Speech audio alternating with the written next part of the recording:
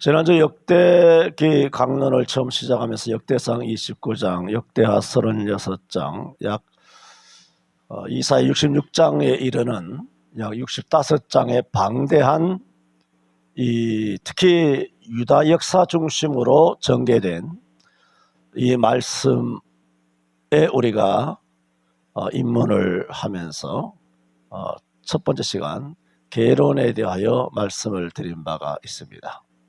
사무엘서도 열왕기서도 다윗과 솔로몬에 대한 또 유대 열왕에 대한 역사의 내용은 동일하지만 물론 역대 열왕기와 역대기가 쓰여진 시점은 다릅니다만은 거의 똑같은 남조 유다와 북이스라엘의 역사를 기록하고 있지만 그 특징으로 우리 역대상 1장 1절에는 아담 에노스 셋부터 구약의 창세기부터 시점을 정해서 구약의 마지막 왕에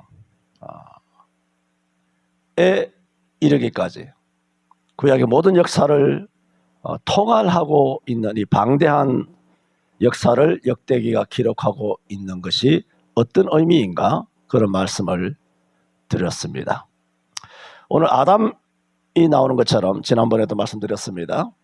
역대상하를 역대기라 하고 구약의 제일 마지막에 배치된 성경이라 말씀을 드렸습니다마는 그러므로 역대상 1장 아담에서 시작한 이 역대기는 역대하 36장에 이스라엘 백성으로 하여금 이제 바벨론에서 해방되고 너희들의 본토 유다 땅으로 돌아가도 좋다 하는 고레스의 조서가 내리는 것으로 역대기를 마치고 있다. 그 의미에 대해서도 지난번에 말씀을 드렸습니다. 그러면서 또 하나 말씀드렸던 것은 역대기에는 예언자가 나오고 있지 않다. 그것은 열왕기는 역사도 그러하는 그런 차이점이 있다고 말씀을 드렸습니다만은 그것은 열왕기와 역대기는 거의 똑같은 그 역사를 다루는 것 같지만 열왕기는 예언자적인 입장에서 전체 성경을 써내려가고 있고 역대기는 제사장의 그런 관점, 시점에서 써내려가고 있다. 물론 말씀드렸듯이 탈무드에서는 에스라가 썼다라고 말하고 있다 말씀드렸습니다. 단정할 수는 있지만 많은 신학자들이 여기에 동의를 공감을 표하고 있다 말씀을 드렸습니다.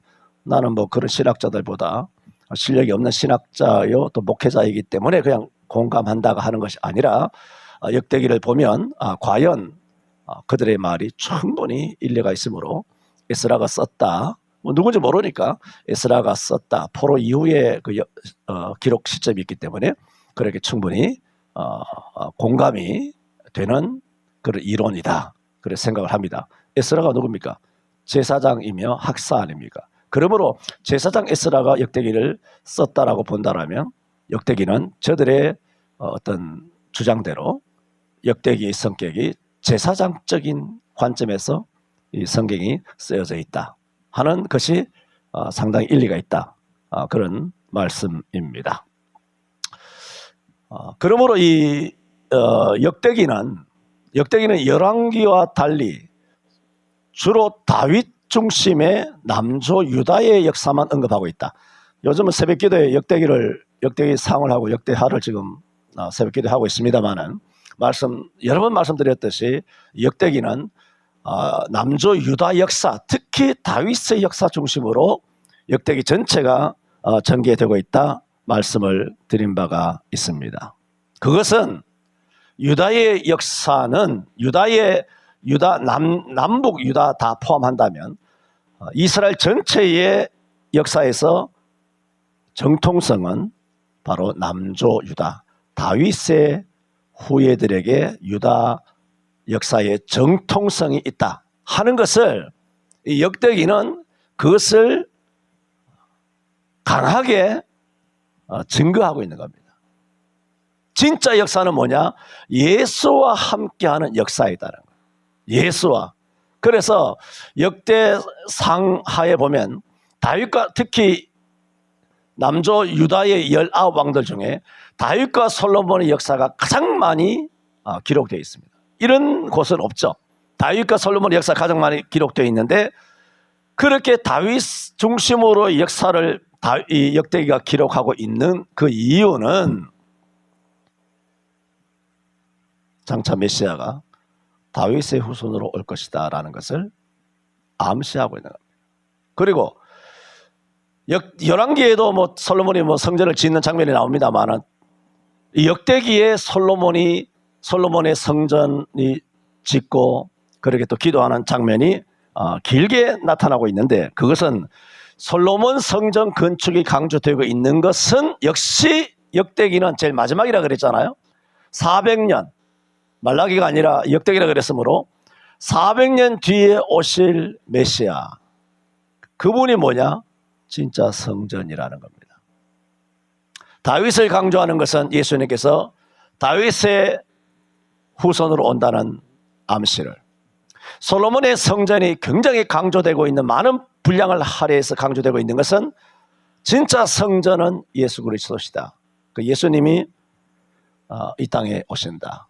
그게 뭔가요? 도성인신이죠. 왜? 성전을 가리켜 예수님은 자기의 육체를 가리켜 성전이라 하심이라라. 요한복음 2장인가요? 그런 것처럼 장차 예수님께서 몸을 입고 이 땅에 오시는 메시아, 몸을 가지신 하나님이시다. 유다 베들레헴 땅에 탄생하시는 하나님이시다라는 것을 구약 39권 중에 제일 마지막으로 강력하게 그렇게 시사하고 있습니다. 또 역대기 상하를 보면 특히 여호와 신앙을 굉장히 강조하고 있습니다. 물론 우리가 얼마 전에 사사기도 여호수아기도 룻기도 돌아봤습니다만은 여호와 신앙의 그런 강조를 하고 있습니다. 여호와의 전능성 이거 참고 성경 구절은 제가 읽지 않겠습니다. 여호와의 전능하시다. 여호와는 전지하시다. 여호와는 초월하신다. 여호와의 섭리가 있다. 여호와 신앙의 중요성. 그러므로 진짜 살아계신 하늘 땅 사이에 온 우주 만물에 하나님만이 유일하게 살아계신 영원하신 전능하신 하나님이시기 때문에 그러므로 강조가 뭘까요?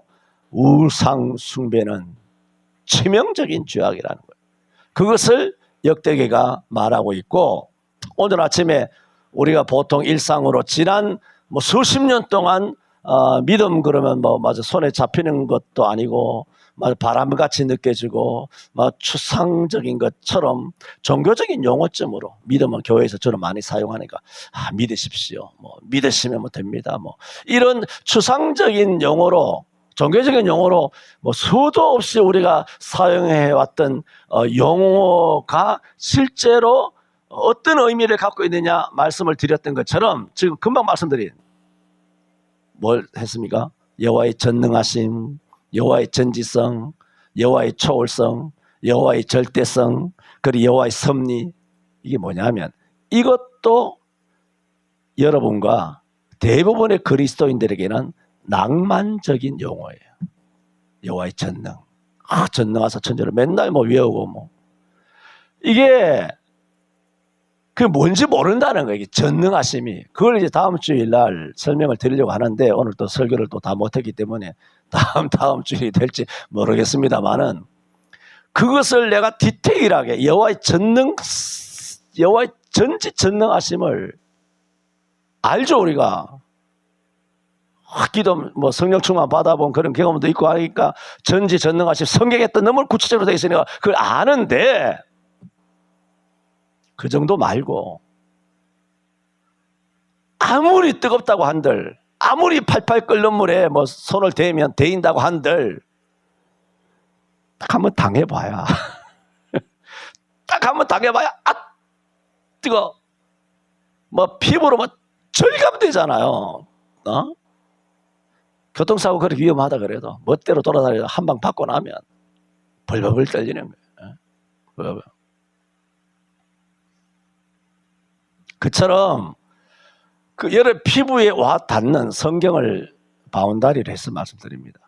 그것을 믿음에 대한 것에 구체적으로 말씀을 드리게 되면 오늘 역대기에서 말하는 우리가 흔히 말하는 전지전능하신 하나님 아버지, 뭐 유월하시고 하나님의 섭리와 주권이 어떻고 하나님 다스리시고 통치하시고 뭐 하나님의 뭐 초월성 이런 것들 성경에 있는 매우 추상적인 끊임없이 수천만 번 우리가 반복하며 교회 생활 신앙생활 하면서 사용해 왔던 이 용어의 진짜의 의미가 무엇인지 여러분의 뼈를 때리게 될 것이라는 거예요. 그 말씀을 뭐 한 주가 될지 두 주가 될지 말씀을 드리면 오늘 말씀드린 역대기에 나오는 하나님의 전지전능이라고 그만 말씀드린 이 의미도 정말 가슴 피부 깊게 와 닿으실 수 있겠다 겸하여 말씀을 드립니다. 지금 쭉 말씀드린 것이 뭡니까? 역대기란 역대기란 성경의 성격이 뭔가 특성, 그것을 지난주부터 쭉 말씀을 드린 것입니다. 그렇죠? 맞죠? 자, 이제 말씀드리려고 하는 것은 그러면 역대기를 기록한 목적. 여러분 뭐 창세기 출애굽기 옛날에 철야기도 하면서 말씀드렸던 것처럼 핵심적인 것이 뭐라고 그랬습니까? 창출 내민신을 모세가 기록했다요. 모세 오경이라 그러잖아요. 그러므로 모세 오경은 모세가 기록했으니까 주전 1500년 전이고 모세가 기록했다는 것은 예를 들어 미디안에서 이들의 양을 칠 때 기록한 거 아니지 않습니까? 하나님의 부르심을 받아서 떨기나무 가운데 부르심을 받아가지고 그 다음에 이스라엘 출애굽시키고 호원을 건너서 광야 약 39년 동안 가나안 들어가는 40년 동안 광야 어느 지점에서 창세기, 출애굽기, 레위기, 민수기, 신명기 기록했을 거 아닙니까? 그 뻔한 거 아닙니까? 타임라인이 그렇다는 얘기예요. 시간적으로 흘러내려가는 게 애굽 땅에서 기록할 시간도 없었을 거 아니에요. 뭐 기록했는지 안 했는지 모르지만 애굽 땅에서 기록했을 일은 만무하고 홍해 건너면서 기록 안 했을 거고 미디안에서 양칠 때 뭐 그래 하나님 그때는 기록하게 안 하셨겠죠. 왜? 성령도 충만하게 임함을 못 받았기 때문에. 그래서 이스라엘 출애굽한 다음에 홍해를 건너서 이제 광야 40년 들어가면서 시간이 많잖아요. 시간이 많잖아. 그래서 이번에 어제 그제 참 나오신 우리 손현묘 목사님도 뭐 책을 하나 쓰셨다 그랬지 않습니까? 그래서 뭐 인터뷰하면서 뭐 책을 쓸 원래 계획이 있었느냐 하니까 추석에 시간이 많아서 쓰려고 했는데 말하자면 이제 감옥에 갇혔으니까 시간이 많으므로 거기서 책을 썼다. 그러니까 말하자면 책을 출소하신 거 아시죠? 그래서 책을 쓴다, 뭔가 기록하고 쓴다는 것은 일단은 시간이 많아야 될 거 아니에요.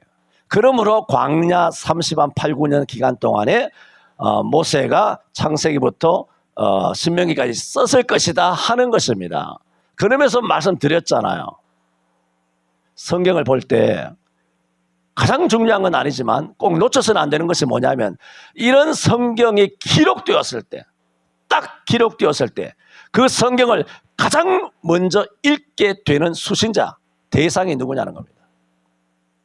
아담이 아니잖아요. 아브라함은 이런 성경이 있는지도 모르잖아요. 모세가 썼는데 뭐 자기의 한참 후손인 모세가 썼는데 이삭이 창세기 받겠어요? 뭐 야곱이 창세기를 받겠어요? 아니거든요. 그러므로 최초로 성경을 읽은 사람, 뭐 그때는 뭐 개인적으로 성경을 나눌 수는 없었겠지만은 모세가 설교라고 하는 방식을 통하여 이스라엘 백성에게 이스라엘아 들으라, 쇠마라고 하잖아. 이스라엘 들으라 하면서 쭉 외치고 있지 않습니까? 레위기고 민수기고 외칠 때 이스라엘은 듣는 거죠. 그럼 뭡니까? 말씀을 외치잖아. 말씀을 외치면 듣죠. 그러므로 믿음이 생기는 거죠. 오늘 말씀드렸던 것처럼. 그건 뭐 이미 다 아는 거고. 그리고 최초의 수신자가 그랬던 것처럼 그 의미가 크다고 하는 것처럼 역대기도 마찬가지예요. 역대기 지금 뭘 말씀드립니까? 역대기를 기록한 목적을 말해요. 이전에는 뭐라고? 역대기의 특성.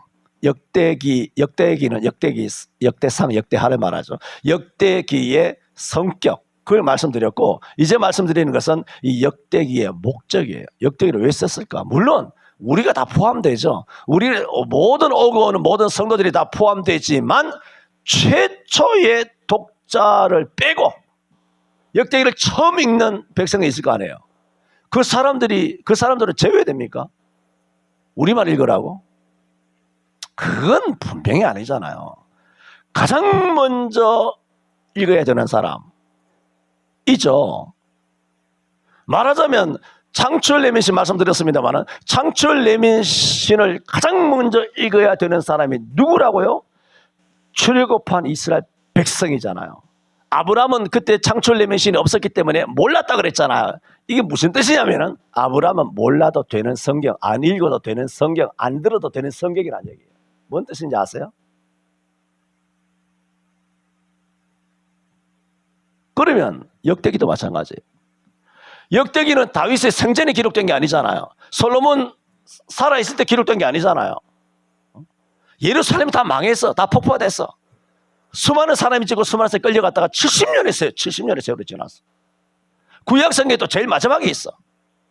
예수님이 400년 뒤에 오시는 참으로 영적으로 흑암과 사망의 땅에 그늘에 있었을 때 그 400년 동안에는 여호와의 예언이나 계시가 전혀 없이 멈추어졌던 참으로 깜깜한 영적인 터널의 시대에 마지막으로 역대기에 기록되어 있단 말입니다. 그 역대기에 기록되어 있는데 최초의 수신자, 그걸 읽은 사람이 누굽니까? 바벨론 포로 갔다가 포로에서 고레스에 의해서 놓여서 유대 땅으로 돌아온 남은 자들이 에스라가 쓴 역대기를 최초로 읽었을 것은 분명하다 말입니다. 그러므로 그들이 최초로 읽었다는 것은 그 전에 사람은 안 읽어도 되는 거예요. 필요가 없으니까. 안 읽어도 괜찮은, 물론 하나님의 섭리는 이렇게 전개가 되고 계시가 점점 점진성이 있기 때문에 앞에 있는 분들에게는 이 성경이 필요 없다. 그런 의미라고 다 단정하는 것이 아니라 그 앞에 사람들에게는 하나님께서 이 성경을 안 주셨잖아요. 이것을 굳이 안 읽어도 괜찮은 그런 앞에 세대들이란 말입니다. 그 말씀을 하는 것은 강조점이 어디 있냐면은 그 앞에 있는 세대들은 안 읽어도 된다는 데 방점이 있는 것이 아니고 실제 방점은 지금 포로에서 돌아온 사람들에게 방점이 놓여 있다는 거예요. 여러분, 고린도후서 6장 1절에도 내가 하나님의 은혜로 말하노니 너희가 보라 지금은 은혜 받을 만한 때요 보라 지금의 구원의 때로다 라고 말씀하시면서 은혜 받을 만한, 가라사대 너희가 은혜 받을 만한 때에 은혜를 받고 구원을 받을 만한 때에 구원을 받으라 그렇게 말했어요. 자, 뭐죠? 그러니까 이렇게 비싼 한우 먹고 그런 맛있는 그런 떡 먹고 하면 그런 것입니다. 구름떡은 저도 옛날에 먹어봤습니다만은 그 떡을 딱 먹는 순간에 떡의 어떤 신기원, 떡의 신세계, 다른 떡은 떡이 아니다. 이 떡만 유일떡, 뭐 이런 식으로 생각할 정도로 그 떡이 뭐 떡 오브 떡이에요. 떡 중에 최고. 최고의 떡. 뭐 그 뒤로부터 뭐 다른 떡 뭐 별로 먹어봐야 아무 형편무지로소이다. 그렇습니다만은 그래 뭐 우리가 그런 좋은 떡을 먹고 그래 또 좋은 뭐 한우도 먹고 그렇게 잘 지내고 있으니 감사합니다만은 단 하나의 단점은 그렇게 배가 부르면 식곤증이 오는 법이고 그래 너는 지져라 나는 간다 하면서 뭐 그냥 들리는 것이죠. 그 뭐 다 뭐 식곤증이고 생리적인 현상이기 때문에 다 이해를 합니다. 이 목사가 중간에 쓸데없는 얘기 하는 이유도 알고 있죠. 잠시 쉬었다 가자. 잠시 한 5분간 취침하고 가자 뭐 그런 생각입니다만 그래서 최초의 독자를 알아야 된다는 거야. 그럴 때 역대기 창출 레민신에 기록한 그 성경의 의미, 목적을 알아야 된다. 자, 이제 역대기를 기록한 목적을 알려면 그 당시의 최초의 수신자가 누구냐? 그러니까 역대기가 최초로 누구에게 교훈을 주기를 원합니까? 바벨론 포로에서 돌아온 유대인들에게 최초로 교훈을 주고 싶어서 에스라를 통하여 역대기를 기록하게 한 거예요. 앞에 있는 최초의 포로에서 돌아온 남은 자들에게 뭐 별 의미가 없으면 이걸 왜 이때 씁니까? 이거는 시간이 아구가 맞지 않지 않습니까? 그러므로 거기에 굉장한 방점이 있다는 겁니다. 그래서 이 역대기는 바벨론 들어보세요. 바벨론 포로에서 돌아온 지 약 100여 년쯤 지났을 때 포로에서 돌아온 남은 자들을 위하여 써서 그들에게 주신 구약의 마지막 성경입니다. 그러므로 내가 설명할 필요 없이 보세요. 그러므로 역대기는 뭡니까? 역사적으로도 아담부터잖아요. 그러면 구약의 또 마지막이잖아요. 그러면 역대기는 뭐냐? 구약 성경의 모든 신령한 영적 신학적 사상이 집대성되어 있다는 거예요.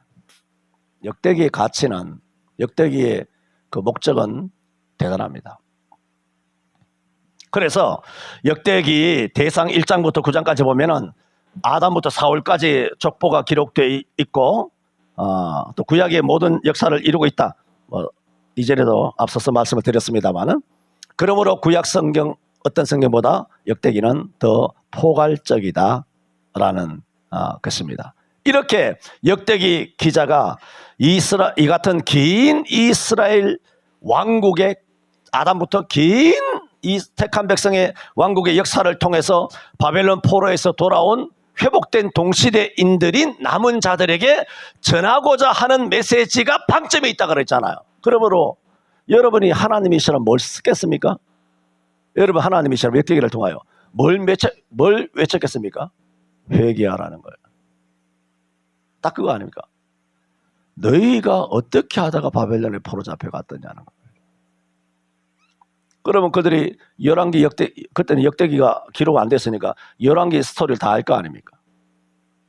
그들의 선조들이 우상 숭배하고 주일 안 지키고 11조 안 드리고 하나님 말씀 불순종하고 안식일을 어기고 안식일날 장사하고 멋대로 행하지 말라고 수많은 선지자를 통하여 예언하였지만 결국은 그들은 하나님의 말씀을 청종하지 않아 불순종했죠. 그들은 알아요. 신명기 28장 하나님의 말씀에 순종하면 복을 받고 불순종하면 저주를 받는다. 그것이 우리 조상들에게 임했고 우리에게 임했다. 그래서 우리가 바벨론에 포로 잡혀간 거. 이제 하나님께서 단 한 번에 또 긍휼을 베푸셔서 우리가 다시 고향 땅으로 돌아오게 해요. 그때 이스라엘을 통하여 역대기를 기록하여 들려주는 거예요. 그 메시지 핵심이 뭘까요? 다시는 범죄하지 말라는 거예요. 회개하라는 거예요. 너희를 구원하시면 너희의 의로움 때문이 아니라 너희가 오랫동안 고통을 겪었기 때문이 아니라 하나님의 은혜요 긍휼이요 예레미야를 통한 70년이라고 약속하신 하나님의 약속 때문이라는 거예요. 저와 여러분이 이 땅에 보세요. 일생을 고생하는 사람 있지 않습니까? 일생을 고생하여 그 고생의 도가 고생의 어떤 총액이 다다르면 고생이 끝납니까? 아닙니다. 그 고생과 고통과 가시밭길은 끝없이 계속됩니다. 그 얘기는 사람이 고생한다고 해서 그 고생이 해결되는 게 아니에요. 하나님께서 고생을 주시는 것은 고생을 통하여 내게 돌아오는 거예요. 엎드려서 내게 기도하라는 거예요. 역대기가 주는 메시지는 바로 그 메시지입니다. 회개와 구원의 메시지입니다. 그래서 역대기는 또 한편 어떤 마음이 듭니까? 오랜 포로 생활에서 돌아왔지만 그들은 알잖아요. 그들의 실패를, 그들의 죄악을, 그들의 고통을. 그 주변에 있는 다른 민족에 비해서 이스라엘은 나라 전체가 사라졌잖아요. 안 그렇습니까? 블레셋이 어디 다른 데로 잡혀갔습니까? 모압과 암몬이 무슨 바벨론으로 잡혀갔습니까? 애굽이 어디 애굽 사람들 어디 딴 데로 끌려갔습니까? 생각해보면 교회가 더 비참하게, 정말 이런 비참함도 비참함이 없죠. 처참하다, 잔인하다, 비참하다. 그럴 정도로 다른 여호와를 모르는 이방 사람들, 우리 주변의 사람들이 겪는 것보다 예수 믿는 내가 겪는 참혹함이 더 기가 막힌 거죠. 더 기가 막혔는데 그들이 바벨론에서 돌아왔단 말입니다. 돌아왔을 때 또 하나 저들에게는 아주 심리적인 패배감이 있습니다. 뭘까요? 우리는 하나님의 택한 백성이 아닌가 봐. 영적인 절망감. 돌아오긴 했지만 돌아와도 집도 절도 없잖아요. 아무것도 없잖아. 돌아오니까 누가 환영했습니까? 산발락과 도비야를 비롯하여 막 주변에 막 완전 이재명이 동급과 같은 것들이 그 당시 많았잖아요. 돌아온들 아무것도 없는데 집도 절도 없는데 거짓 산거지로 돌아왔는데, 그러므로 택한 백성이라는 여호와 신앙으로만 일생을 살아왔던 그런 뭐 대단한 신앙을 못 지켰기 때문에, 불순종했기 때문에 바벨론의 그 징계를 받았지만은 그래도 70년 차서 돌아오긴 했으나 돌아왔을 때 그들에게 오는 영적인 절망감. 여호와가 안 계시다는 게 아니라, 생각해 보세요. 그들에게 어떤 절망감이 오냐면은 하나님이 안 계시다가 아니라 우리는 하나님으로부터 버림을 받았나 보다. 이 절망감이 옵니다.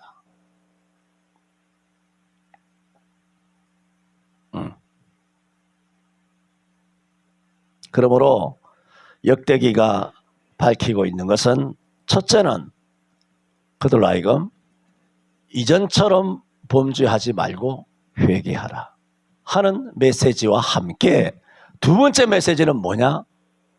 너희는 하나님의 택한 백성이라는 거예요. 위로를 주는 거예요. 위로의 메시지가 역대기 전체에 흐르고 있습니다. 그것이 역대기를 주신 하나님의 목적입니다. 여러분을 너무 힘들게 하는 것 같았어요. 다 이태희 권사님, 그렇게 하면 안 됩니다. 한우가 잠을 더 잘 오게 하는가 봐. 수입욕을 하세요. 수입욕. 내가 계속 끌고 나간다는 게, 내가 잘 안 쓰는 표현이라 그랬죠. 사랑하지도 않는 여러분을